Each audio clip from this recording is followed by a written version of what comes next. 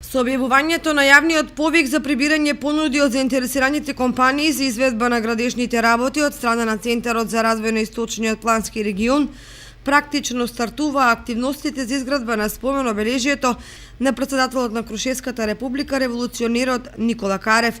Се работи за комплексно обележие кој ќе ја замени досегашната искршена и запоставена плоча, со што трите општини Кочани, Чешинево, Облешево и Пробиштип ќе му одадат достојна почит на револуционерот кој го даде својот живот токму во местноста Свиланово, близу селото Рајчани. Бирото за рамномерен регионален развој на Република Македонија обезбеди 4,8 милиони денари за реализација на проектот, а доколку дојде до зголемени трошоци, истите ќе ги покрие општината Кочани од буџетот за 2017 година.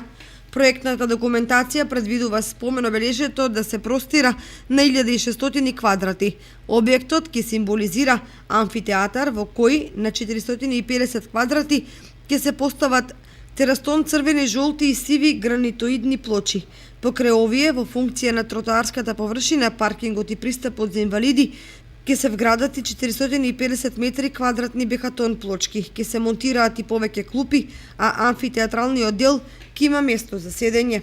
Целокупното спомен обележие ќе биде осветлено со LED светилки со напојување од сончеви колектори. Предвидено е спомен комплексот да се изгради за 90 дена, односно динамиката на реализација ќе се спроведе заклучно со октомври годинава.